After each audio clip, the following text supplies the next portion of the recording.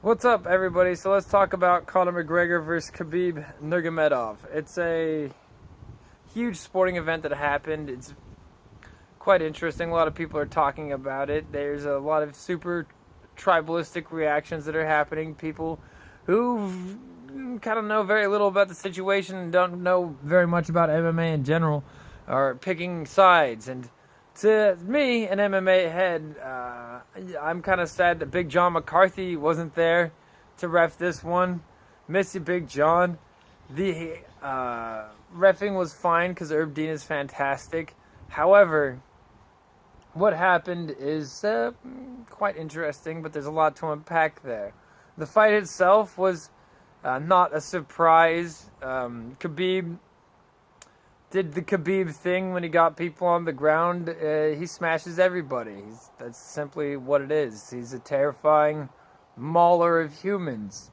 And even if he, in the future, at some point, loses his capability to deal with people in the way he currently does, it still stands that at this present time, he is a terrifying human being. And possibly the best MMA fighter alive right now.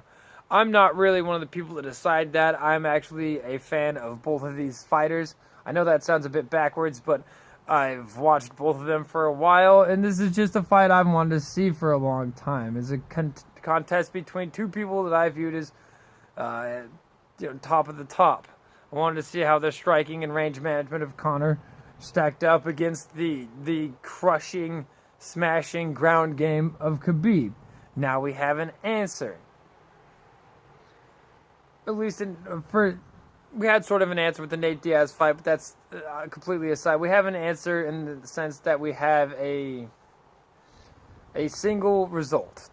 And after this result, Khabib Nurmagomedov jumped out of the cage and threw a flying head kick at Dylan Dennis, the guy with the bleached blonde hair. He's Conor McGregor's jiu-jitsu coach, and he's actually, respected, I think, in the jiu-jitsu community. Respectable, I should say. He's high enough level to be instructing, at least. Maybe somebody with Conor's money could be getting lessons from somebody a bit more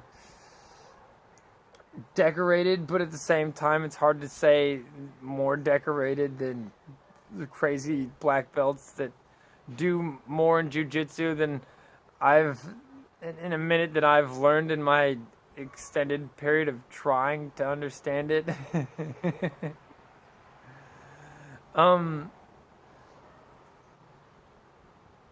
These fighters have a history, and Conor McGregor and Khabib Nurmagomedov used to be friends, and the 145-pound division, Conor was being congratulated by Khabib, and they were taking pictures together. And then Conor switched over to 155, and people started asking him, "Hey, man, what about your friend Khabib?"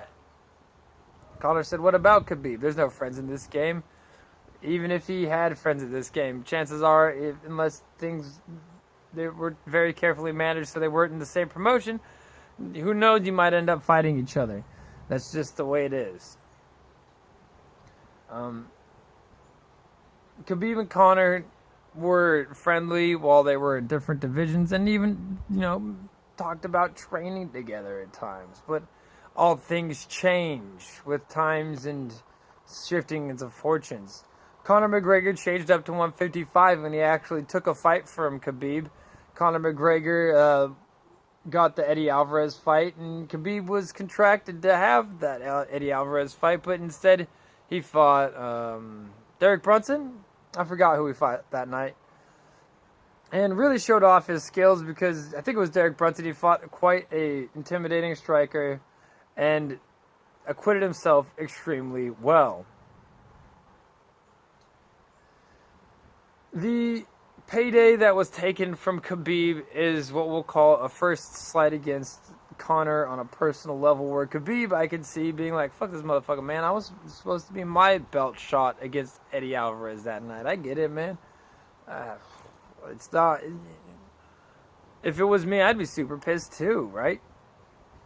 Then Conor McGregor's buddy Artem Lobov is hanging out over in Dagestan with I forget homeboy's name, but with a Dagestani fighter. There was a MMA event, and a Dagestani fighter and Lobov went out clubbing together. Upon this clubbing event, they discovered a bunch of fools over there that, where Khabib fans started talking smack about why is Conor ducking Khabib? And, this is a pretty average stuff. We'll call it drunk people in a club. And then, a fight breaks out. Whatever at this point. Some booze was involved in some foolish situations. Fast forward a couple days, the guy that was in the club with Artem Lobov gets shot with a trauma pistol, which fires rubber blanks and just is designed to do damage, and beaten with a chain. And no, actually, I think he was beaten with bats and choked with a chain and whatnot. After that happened, this is when Artem Lobov was cornered in the hotel by Khabib and his boys. I don't exactly condone what happened afterwards, but I don't condone any of these actions. Again, this is just me commenting on the whole situation as somebody who's kind of seen it all. Khabib, was because Artem was all talking shit after getting talked shit to up on a radio show, and Khabib was like, "What, man? Why are you talking shit?" And then Conor heard about Artem getting cornered. Conor rolled over with his homeboys, threw a bunch of shit Then we saw what happened there. He threw the dolly through the bus window. In this incident, Michael Chiesa had a glass inserted into his eye and lost a payday. There's a few people in that bus who have a legitimate grievance, and I get why Khabib would be pissed, because if I'd be pissed for the people on that bus too, especially if I was decently friendly with some of those people, they hurt somebody, I'd be pissed too. Kind of get it. The bus incident then was blasted all over the media, and we all kind of know where that one went. Khabib was on there. He didn't get off. I'm not saying anything about what or otherwise. I actually kind of think that the whole thing shouldn't have happened. I don't think Conor should have been there. I don't, talking shit is talking shit. All motherfuckers should just let bygones be bygones. But I'm not Khabib. I'm not Conor. I'm not in their places. I'm not here to sell these tickets. There's a whole different game that they're operating on. I'm just commenting on what's happening. What happened. And recounting, more of commenting on. Then, after Conor threw through the bus window and stopped the fight I was looking forward to, because I don't remember who Michael Chiesa was going to fight, but I kind of wanted to see that fight. I also wanted to see Thug Rose Namajunas fight that night. I think she still did fight. After that, we fast forward to the UFC fight where they're talking. Actually, we should go to the press conference where they're talking all sorts of craziness about Khabib being linked up with these scary, with nefarious people, is what we'll say. And some of these people are definitely nefarious and definitely have proof of, being assholes, simply put. But I don't really blame Khabib. Much like Conor's some broke guy who 5 years ago was collecting fucking unemployment, Khabib is some broke guy who up until a certain period of time was broke as shit. And then some really powerful people in his area said, "Yo, we'll give you a fuck ton of money if you hang out with us." You're broke as piss. Somebody who's maybe questionable pays all of your bills for the rest of your life. It's not an easy decision. It's easy for me to say no because I just work my job and make food for people, and then I get paid. But somebody like Khabib, who's all of a sudden thrust into this international position, is existing in this plane of existence that I can't even fathom, because international leaders want to be seen with him as a power play, as to look good to their electorate, man. It's some shit. So he's operating on a level that is entirely different from everybody else's level. Is what Conor McGregor did he like talk too much crazy shit about like things he shouldn't? Like I don't think you can, man. This is America, dog. You can say whatever the fuck you want around here. And then they settled it. They settled it. Khabib punched him in the face and then choked his ass out. I'm pretty sure that was a pretty strong settling. You could say Dylan Dennis was, talking shit, but again, cycle back to you can say whatever the fuck you want around here. This is America. We have a pretty strong freedom of speech. You can tell somebody to fuck off if you feel like it. And as soon as they punch you, that's assault, brother. That is assault, my dude. So they fight. After all this smack talk, Khabib gets the victory and throws the head kick at Dylan Dennis. With all of this deep waters running deep behind, still waters running deep behind him, where there's the international power plays and, somewhat dangerous countries is what we'll say, and nefarious people, and there's also dollies and chain beatings and all these things at work. When Khabib says he's going to go home and get smashed, let's hope it's just a smashing. I hope Khabib comes back to America and fights again. I really do, because I hope that he doesn't get beat pretty hard. Because that might happen. There, like I said, still waters run deep in this one, my friends. There's some dark waters at work here.